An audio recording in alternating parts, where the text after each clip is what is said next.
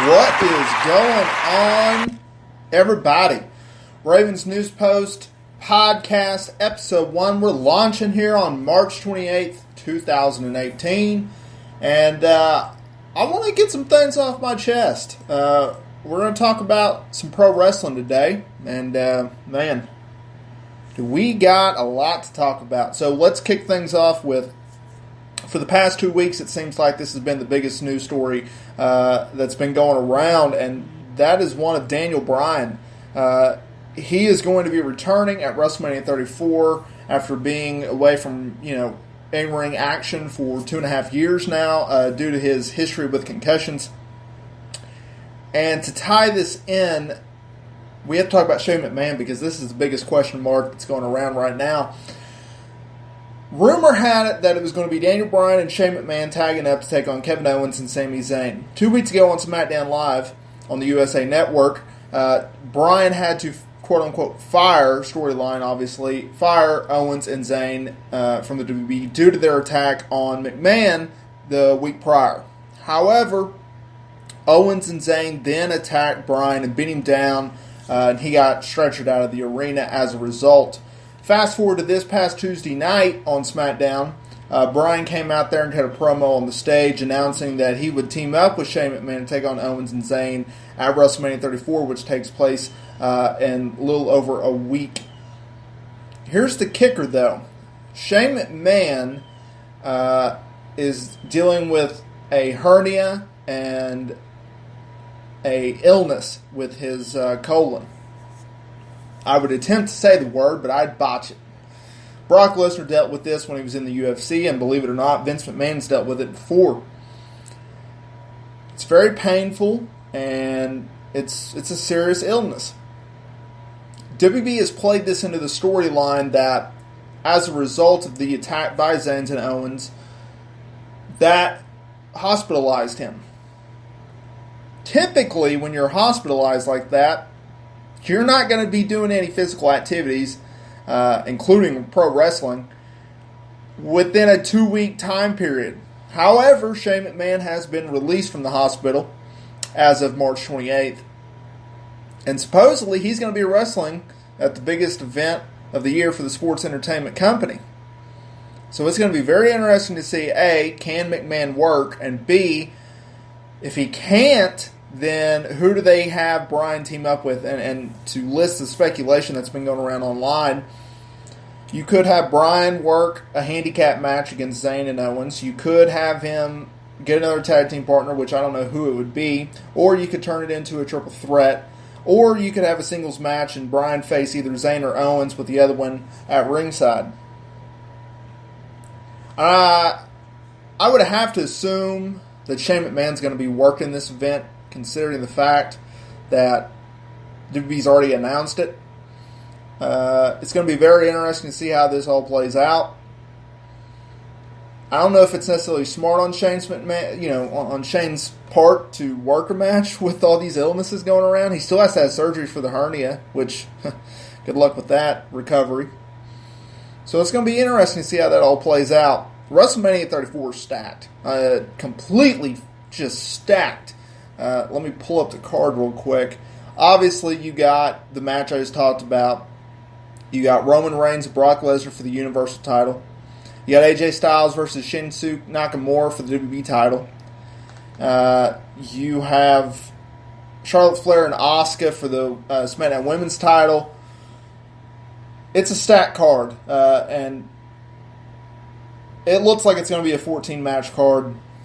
And on paper, man, this Mania looks fantastic. Another match that's going to be taking place at WrestleMania 34, Ronda Rousey. She's going to team up with WWE Hall of Famer Kurt Angle, and they will be taking on the team of Stephanie McMahon and Triple H in a mixed tag team match. I'm interested to see if this match actually main events the show. You would think it would, but, the feeling going around at least is it could be this match, or it could be Brock Lesnar versus Roman Reigns for the Universal title. You could make an argument that it's Ronda's first pro wrestling match ever. It's her, in-ring WWE debut. She should be the main event. But you could also make the argument that Reigns and Lesnar has been planned for over a year now, and that should be the main event. This is supposed to be Roman's big moment at WrestleMania. It's supposed to turn him into a mega babyface, although I and a lot of people don't see that happening. And then you also have the factor of this could be Lesnar's last match. It's his last date on his WWE contract. It's been reported that Lesnar could go back to the UFC.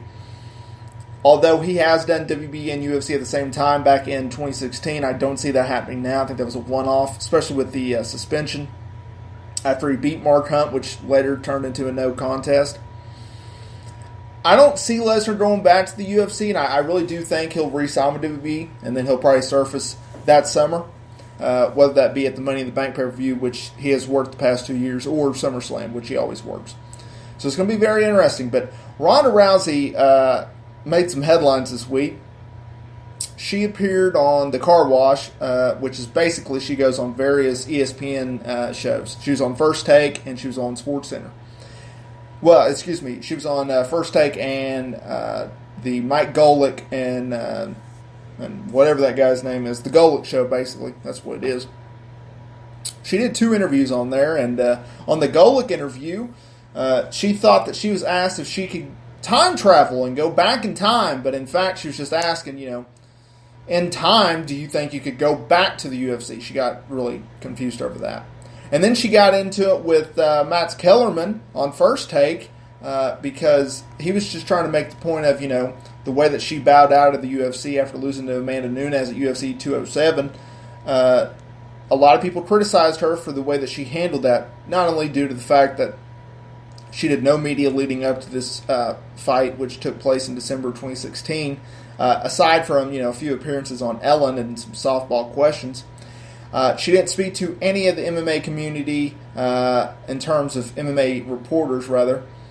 And she was silent for 6 to 8 months about that loss, following the fight.